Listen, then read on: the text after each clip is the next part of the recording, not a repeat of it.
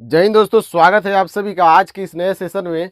तो जल्दी से जुड़ जाइए आप लोग। और आज की इस सेशन में हम लोग बात करेंगे बहुत ही इम्पोर्टेंट, बहुत ही महत्वपूर्ण फैक्ट्स के बारे में। और आज जो टॉपिक होने वाला है, आज हमारा नया डायनेस्टी शुरू होगा जो आपको यहाँ पर दिख रहा होगा, लोधी वंश यानी लोधी डायनेस्टी। तो इसके बारे में पूरे अच्छे से पूरे डिटेल में बात करेंगे। अगर आप इंडिया के किसी भी एग्ज़ाम की तैयारी कर रहे हैं तो अगर इस वंश से रिलेटेड, इस डायनेस्टी से रिलेटेड जो भी क्वेश्चन आएंगे तो यहाँ पर जो बताया जाएगा उसी से क्वेश्चंस आएंगे दोस्तों, जो भी पूरे डीप में लेकर आपको चलेंगे और हम आपको इस लेवल तक के क्वेश्चंस को क्लियर करवाएंगे। और जब ये दिल्ली सल्तनत ख़त्म हो जाएगा यानी एंड हो जाएगा तो हम लोग एमसीक्यू क्वेश्चन के रूप में बहुत सारे क्वेश्चंस को कवर भी करेंगे। तो आज आप लोग जुड़ जाइए, शेयर कीजिए जल्दी जल्दी, और हम लोग अच्छे से समझेंगे। और इसके बारे में और इन लोधी वंश के बारे में जहाँ तक बात करें तो 3 शासक महत्वपूर्ण माने जाते हैं और 3 ही शासक जो हैं वो आते हैं लोधी वंश में। और पहला यानी अगर बात करें फाउंडर के बारे में तो बहलोल लोधी, उसके बाद सिकंदर लोधी और लास्ट में आपका आता है इब्राहिम लोधी। तो 3 रूलर हैं और तीनों के बारे में बारी बारी करके हम लोग बात करेंगे। आज हम लोग बात करने वाले हैं बहलोल लोधी और सिकंदर लोधी के बारे में। दोनों के बारे में आज हम लोग चर्चा करेंगे और इब्राहिम लोधी को आगे हम लोग देखेंगे। तो चलिए दोस्तों, सेशन को शुरू करते हैं। सेशन को पूरा देखिएगा दोस्तों ताकि आपको बिल्कुल समझ में आएगा। अगर समझ में आए तभी लाइक कीजिए, अगर समझ में नहीं आए तो डिसलाइक कीजिए। तो चलिए सेशन को शुरू करते हैं और हम लोग बात करेंगे बहलोल लोधी से। शुरू करने से पहले आपको बता दें दोस्तों कि हम लोग दिल्ली सल्तनत को कवर कर रहे हैं, दिल्ली सल्तनत को। और दिल्ली सल्तनत में मैंने आपको बताया था कि 5 वंश था दोस्तों, और पांचों में ये लास्ट वंश आएगा लोधी वंश। और लोधी वंश के बाद आपका दिल्ली सल्तनत ख़त्म हो जाता है और लास्ट आपका 1526 जो यहाँ पे दिख रहा होगा, 1526 में इब्राहिम लोधी को जो है बाबर के द्वारा हरा दिया जाता है। उसके बाद मुग़ल एम्पायर जो है वो शुरू हो जाता है, मुग़ल साम्राज्य। तो अब हम लोग केवल दिल्ली सल्तनत का ये लास्ट अगर बात करें तो डायनेस्टी होगा, उसके बाद मुग़ल एम्पायर स्टार्ट करेंगे। दोस्तों, आप अगर राष्ट्रपति से रिलेटेड कोई जानकारी अगर चाहते हैं, राष्ट्रपति के निर्वाचन से लेकर के राष्ट्रपति के रिटायरमेंट के बाद उनके मिलने वाली जितने भी सुरक्षा होती है, उनका जितना भी सब कुछ के बारे में हम बात करेंगे एक नए वीडियो में। अगर वो आप वीडियो देखना चाहते हैं तो कमेंट बॉक्स में आप बताएं कि आप उसमें चाहते हैं अगर राष्ट्रपति से रिलेटेड वीडियो या फिर राज्यपाल से रिलेटेड, तो आपको मिलेगा, वो वीडियो आएगा नेक्स्ट सेशन में। तो चलिए शुरू करते हैं बहलोल लोधी के बारे में। सबसे पहले यहाँ पे लिखा हुआ है कि बहलोल लोधी का रूलिंग पीरियड 1451 से लेकर के 1489। आपको बता दें कि मैंने आपको बताया था कि लोधी वंश के पहले अगर सैयद वंश जो था, पिछले क्लासों में हम लोगों ने बात किया था सैयद वंश के बारे में, तो मैंने आपको बताया था कि सैयद वंश का अंतिम जो शासक था वो आपका आता है अलाउद्दीन आलम शाह। तो कुछ इतिहासकारों का मानना था कि अलाउद्दीन आलम शाह जो है वो स्वयं जो है पद से त्याग करके और बहलोल लोधी को जो है शासक बना देता है। ये कुछ इतिहासकारों का मानना है। लेकिन कुछ इतिहासकारों का यह भी मानना है कि बहलोल लोधी के द्वारा जो है वो अलाउद्दीन आलम शाह की हत्या करवा दी जाती है, हत्या कर दी जाती है, जिसके बाद बहलोल लोधी जो है वो शासक बनता है। तो 2 फैक्ट्स मैंने आपको बताए, दोनों को याद रखना है। कुछ का मानना था कि वो स्वयं जो है पद से हट जाता है और इसको बैठा देता है, और दूसरा मानना है कि ये जो है उसकी हत्या करवा दिया था, हत्या कर दिया था। तो जैसे तैसे करके 1451 ईस्वी में जो है वो लोधी वंश का एस्टैब्लिश होता है और बहलोल लोधी जो है वो 1451 से लेकर के 1489 यानी 1451 से लेकर के 1489 तक इसका रूलिंग पीरियड है।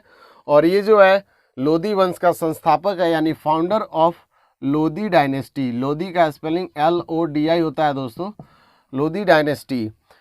बात करें दिल्ली सल्तनत में शासन करने वाला प्रथम अफगान वंश, प्रथम और अंतिम दोनों बात करें, क्योंकि दिल्ली सल्तनत में लास्ट जो आपका डायनेस्टी है वो यही है।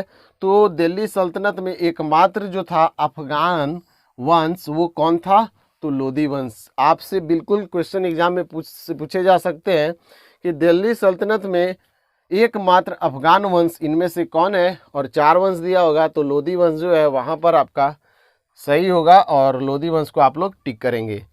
नेक्स्ट अगर बात करें तो बहलोल लोदी जो था दोस्तों, उसको किसके द्वारा आमंत्रित किया गया था आक्रमण करने के लिए? तो हमीर खान जो है उसने बहलोल लोदी को जो है आमंत्रित किया था कि आप जो है यहाँ पर अटैक कीजिए। और बहलोल लोदी जो है वो अटैक करता है दिल्ली के ऊपर, और यहाँ पर माना जाता है कि उसके द्वारा हत्या करके और बहलोल लोदी जो है वो दिल्ली का सुल्तान बन जाता है। तो किसके द्वारा आमंत्रित किया गया था? हमीर खान, तो याद रखेंगे। अगर बात करें तो ये जो बहलोल लोदी था वो अपने नाम पर बहलोल के सिक्के भी चलाया जाता है। इसके द्वारा बहलोल सिक्के जो है वो चलवाया जाता है, अपने नाम के ऊपर सिक्के चलाए जाते हैं। और अगर बात करें एक इम्पॉर्टेंट बात के बारे में, तो मैंने आपको पिछले क्लास में बताया था कि जो सैयद वंश था, सैयद वंश के अंतिम शासक अलाउद्दीन आलम शाह, तो अलाउद्दीन आलम शाह की जो एक पुत्री थी दोस्तों जिसका नाम था बीबी राजी, तो उसकी जो पुत्री थी, किसकी पुत्री? अलाउद्दीन आलम शाह की, उसकी पुत्री जो है बीबी राजी, उसका जो विवाह है सर्की का सुल्तान मोहम्मद शाह के साथ करवा दिया जाता है। यानी महमूद शाह के साथ अलाउद्दीन आलम शाह की पुत्री बीबी राजी का विवाह करवा दिया जाता है। और क्या होता है? महमूद शाह और बहलोल लोदी के बीच में एक युद्ध होता है जिसमें महमूद शाह की मृत्यु हो जाती है। तो उसके बारे में अभी बात करने वाले हैं। और बहलोल लोदी से रिलेटेड यह भी बात करेंगे कि जब बहलोल लोदी यहाँ का शासक नहीं बना था तो बहलोल लोदी कहाँ था, कहाँ से आया था, तो उसके बारे में अभी बात करेंगे। तो उम्मीद करते हैं यहाँ तक आपको समझ में आ गया होगा दोस्तों। तो चलिए सेशन को हम लोग आगे बढ़ाते हैं। नेक्स्ट अगर बात करें दोस्तों तो इसके शासनकाल को, यानी अगर बात करें लोदी वंश का जो शासनकाल था, इसके शासनकाल को मकबरों का काल कहा जाता है। अगर आपसे पूछे कि इनमें से कौन से वंश के काल को, इनमें से कौन से वंश के काल को मकबरों का काल कहा जाता है, तो लोदी वंश के जो समय काल था, लोदी वंश यानी पूरे लोदी वंश का जो समय काल जो था, उस रूलिंग पीरियड को मकबरों का काल कहा जाता है। क्योंकि इस समय बहुत सारे मकबरों का निर्माण करवाया जाता है, तो इसको याद रखेंगे, काफ़ी इम्पोर्टेंट है। मैंने आपको बताया था दोस्तों कि अलाउद्दीन आलम शाह जो सैयद वंश का अंतिम शासक था, उसकी पुत्री का विवाह जो है महमूद शाह के साथ होता है। और अभी बताया कि बहलोल लोदी के साथ महमूद शाह के बीच में जो है वो युद्ध होता है। तो यहाँ पे लिखा हुआ है कि बहलोल लोदी और महमूद शाह के बीच में पानीपत के निकट नटेला नामक स्थान पर युद्ध होता है, जिसमें बहलोल लोदी की जीत हो जाती है। तो याद रखेंगे, बहलोल लोदी और महमूद शाह के बीच आपसे पूछा जाएगा कि पानीपत, या फिर आपसे डायरेक्टली पूछा जाए कि कहाँ पर युद्ध हुआ था, तो पानीपत के निकट नटेला नामक स्थान पर हुआ था।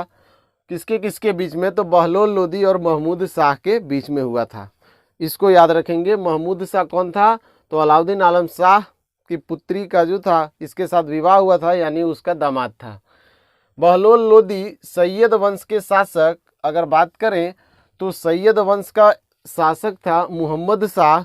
उसके शासनकाल में ये क्या था दोस्तों? तो राज्यपाल था, एक इलाका था, वहाँ का गवर्नर बनाया जाता है बहलोल लोदी को।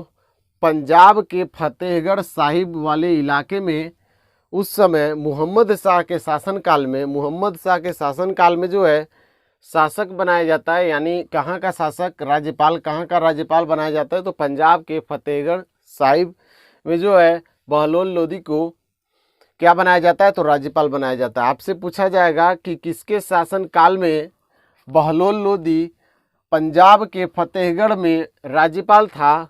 किस सैयद वंश के शासक के समय में? तो मोहम्मद शाह के शासन काल के समय में राज्यपाल था। तो याद रखेंगे। और उसके बाद जो है वो खुद ही जो है वो आक्रमण कर देता है। और कौन इसको बुलाता है, तो उसके बारे में हम लोग बात किए अभी। बहलोल लोदी ग्वालियर से अंतिम अभियान के बाद, जब वो अंतिम अभियान के लिए ग्वालियर जाता है और वहाँ से जब दिल्ली लौटने लगता है, तो दिल्ली लौटते समय रास्ते में जो है उसको लू लग जाती है। लू यानी जो लहर हम लोग बोलते हैं दोस्तों, गर्मी के दिन में जो चलता है, तो वही जो है लू लग जाता है, जिसके कारण वह बीमार हो जाता है।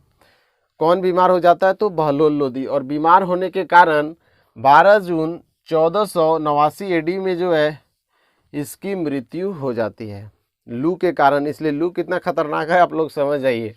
मैंने आपको बताया कि बहलोल लोदी ग्वालियर से अंतिम अभियान के बाद दिल्ली लौटते समय रास्ते में उसको लू लग जाती है और लू लगने के कारण 12 जून 1489 एडी में उसकी मृत्यु हो जाती है। जहाँ तक बात करी जाए बहलोल लोदी के बारे में दोस्तों, तो बहलोल लोदी के बारे में बात कहा जाता है कि बहलोल लोदी एक साधारण व्यक्ति था। कैसे पता चलता है? पता ऐसे चलता है कि यहाँ पर एक लिखा गया तारीख़ दाऊदी जो है वो एक बुक लिखा गया है और उस बुक के जो राइटर हैं अब्दुल्लाह, इनका नाम है अब्दुल्लाह का जो बुक है तारीख़ दाऊदी, उसके अनुसार इन्होंने बताया है कि जब वो सरदारों से मीटिंग करते थे, जब वो सरदारों से बात करते थे तो वहाँ पर जो है वो सिंहासन का प्रयोग नहीं करते थे, वो भी उनके साथ बैठ जाते थे। तो यहाँ पर लिखा हुआ है जब सरदारों से मिलता था बहलोल लोदी तो सिंहासन पर नहीं बैठते थे। तो ये भी एक दोस्तों बात करें तो एटीट्यूड उसमें नहीं था और वो एक साधारण व्यक्ति जो है अपने आप को समझता था। तो इस प्रकार पता चलता है कि किससे पता चलता है दोस्तों, तो अब्दुल्लाह का जो एक बुक है तारीख़ दाऊदी उसके अनुसार पता चलता है। आगे अगर बात करें तो बहलोल लोदी की महत्वपूर्ण उपलब्धि क्या माना जाता है कि जौनपुर राज्य का दिल्ली सल्तनत में विलय जो है, जौनपुर राज्य का दिल्ली सल्तनत में विलय, यही उसका महत्वपूर्ण उपलब्धि माना जाता है। और अगर बात करें एक महत्वपूर्ण क्वेश्चन का आंसर दोस्तों कि दिल्ली सल्तनत में सबसे ज़्यादा समय तक शासन करने वाला जो शासक था वो आपका बहलोल लोदी था। लगभग 38 साल तक शासन किया था। तो ये काफ़ी इम्पोर्टेंट है, वीवीआई से भी ज़्यादा इम्पोर्टेंट एकदम मान लीजिए आप, क्योंकि अगर बात करें तो लगभग 38 साल तक उसके द्वारा शासन किया गया था। और दिल्ली सल्तनत में सबसे ज़्यादा समय तक शासन करने वाला शासक कौन था? तो बहलोल लोदी। बहलोल लोदी दिल्ली सल्तनत में सबसे ज़्यादा समय तक शासन करने वाला शासक था और लगभग 38 साल तक इसके द्वारा जो है वो शासन किया गया था। तो आप इसको उम्मीद करते हैं कि याद रखेंगे।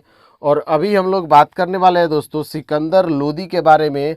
और ऐसा माना जाता है कि सिकंदर लोदी जो था वो लोदी वंश का सबसे महत्वपूर्ण शासक था, सबसे महान शासक था, सबसे प्रतापी शासक था। और सिकंदर लोदी के बारे में हम लोग बात करेंगे, सिकंदरी गज के बारे में बात करेंगे। तो उम्मीद करते हैं दोस्तों अभी तक जो भी मैंने आपको बताया हूँ आपको पूरी अच्छे से समझ में आ गया होगा। उम्मीद करते हैं कि आपको ये सेशन बहुत अच्छा लगा होगा। आगे हम लोग बात करने वाले हैं अगले क्लास में सिकंदर लोदी के बारे में। तो अगर ये सेशन आपको अच्छा लगा होगा तो लाइक कर दीजिएगा और अगर अच्छा ना लगा हो तो डिसलाइक कीजिएगा, वो तो पता ही है। उम्मीद करते हैं दोस्तों बिल्कुल समझ में आए। तो दोस्तों आप दोस्तों के साथ इसको शेयर कीजिए और भाई को थोड़ा सपोर्ट कीजिए। तो मिलते हैं अगले क्लास में हम लोग सिकंदर लोदी को लेकर के। और सिकंदर लोदी के बाद हम लोग बात करेंगे इब्राहिम लोदी के बारे में और उसके बाद मुगल पीरियड स्टार्ट करेंगे। तो दोस्तों सब्सक्राइब कर दीजिएगा चैनल को और शेयर ज़रूर कीजिएगा। तो मिलते हैं अगले क्लास में, तब तक के लिए bye bye and take care.